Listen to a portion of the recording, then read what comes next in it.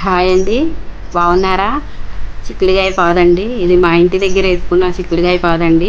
ఈరోజు ఈ చిక్కుడుగాయలతోనే చిక్కుడుగాయ పచ్చి కొబ్బరి తురుము ఫ్రై ఎలా చేద్దామో ఒకసారి చూద్దాము. ఒకసారి పాదు చూడండి.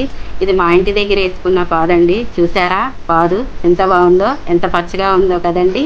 ఈరోజు వీటితోనే మనం చిక్కుడుగాయ పచ్చి కొబ్బరి ఫ్రై చేసుకుందాం. ఓకేనా? హారర్ మూవీ చూసినప్పుడల్లా నాకు ఒక డౌట్ అండి. నిజంగా దయ్యాలు ఉన్నాయంటారా అని. కానీ మా మామగారు చెప్పింది వింటే నాకు చాలా భయం వేసింది. ఎందుకంటే ఒకరోజు ఆయన పని మీద బయటికి వెళ్ళారంట. లేట్ నైట్ అయింది. అంటే లేట్ నైట్ అంటే 12:30 ఆ మధ్యలో అని నాకు ఒకసారి చెప్పారు. బయలుదేరు ఆయన వచ్చేసరికి నిదానంగా సైకిల్ మీద పాటలు పాడుకుంటూ బయలుదేరారంట. బయలుదేరితే మధ్యలో మా అత్తగారు కాల్ చేశారు. ఎప్పుడు వస్తున్నారు, బయలుదేరారా, ఎన్నింటికి వస్తారు అని మా అత్తగారు అడిగారంట. వచ్చేస్తున్నాను, ఇంకొక అరగంటలో వచ్చేస్తాను అని మా మామగారు చెప్పారంట. సరే అని చెప్పేసి ఫోన్ పెట్టేసి మళ్ళీ పాటలు పాడుకుంటూ అలానే నిదానంగా వస్తున్నారంట.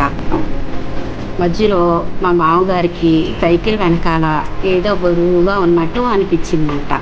వెనక్కి తిరుగుదామా అంటే భయం వేసిందంట. సరే ఏమవుతుంది, నిదానంగా సైకిల్ తొక్కుకుంటూ వెళ్దామని అనుకున్నారంట.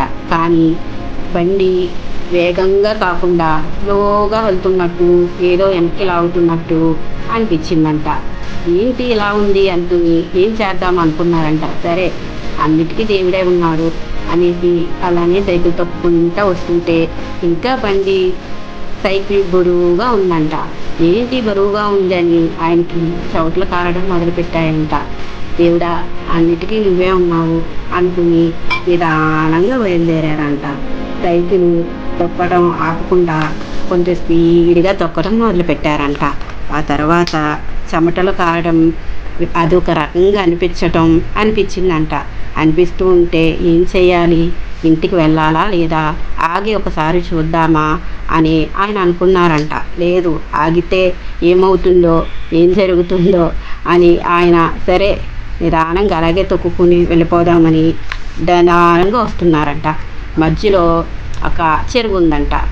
ఆయన వస్తుండగా పక్కన చెరువు ఉందంట. సరే పక్క నుంచి వెళ్ళిపోదాం, మామూలుగా ఇంటికి ఇటు నుంచే కదా రోజు వెళ్ళేదని సైకిల్ తిప్పి వెళ్తున్నారంట. ఆ చెరువు కొంచెం దాటేసరికి సైకిల్ చాలా తేలికగా ఫస్ట్ ఆయన ఎక్కినప్పుడు ఎలా ఉందో అలానే ఉందంట. ఏంటి దేవుడా, ఏమైంది అనుకుని ఇంకా ఇంటికి వచ్చేసరికి చోట్లు బాగా కారి బట్టలు మొత్తం తడిసిపోయాయంట. సైకిల్ అక్కడ పెట్టేసి గబగబా లోపలికి వెళ్ళి మా అత్తగారిని వాటర్ తీసుకురా అని గట్టిగా పిలిచారంట. మా అత్తగారు పరిగెత్తుకుంటా వచ్చి ఏంటయ్యా ఇప్పుడు లేదు అంత గట్టిగా కేకేసావని మా అత్తగారు వాటర్ తెచ్చి ఇచ్చారంట. వాటర్ తాగిన తర్వాత ఇలా జరిగింది, సైకిల్ ఎందుకో బరువుగా ఉందని అనిపించింది, ఏదో వెనక్కి లాగుతున్నట్టు అనిపించిందని మా మామగారు అన్నారంట. మా అత్తగారు కూడా కొంచెం కంగారు పడి ఏమీ అవదలే, సరే పడుకో అని చెప్పేసి మా అత్తగారు చెప్పారంట. అంతే, మా మామగారికి 2 days జ్వరం తగ్గలేదంట. ఇంతకీ మీరేమనుకుంటున్నారండి? ఇంతకీ దయ్యాలు ఉన్నాయా లేదా? కామెంట్ చేసి చెప్పండి. ఓకే, ఇంకా కుకింగ్ ప్రాసెస్లోకి వెళ్ళిపోదాం. ఓకేనా? ఒకసారి మూత తీసుకుని మళ్ళీ ఇంకోసారి తిప్పుకోవాలి. తిప్పుకున్న తర్వాత ఈరోజు మా పిల్లల లంచ్ బాక్స్లోకి పప్పు వంకాయ ఫ్రై పెట్టానండి. మీరేం పెట్టారు ఈరోజు మీ లంచ్ బాక్స్కి మీ పిల్లలకి? కొబ్బరి తురుము ఒకసారి వేసి మొత్తం ముక్కలకంతా పట్టేలాగా పెట్టుకుందాం. మొత్తం కలిపేలాగా తిప్పుకోవాలి. ముక్కలకి కొబ్బరి తురుము, టమాటాలు అన్నీ ఒకసారి మొత్తం పట్టేలాగా తిప్పుకోవాలి.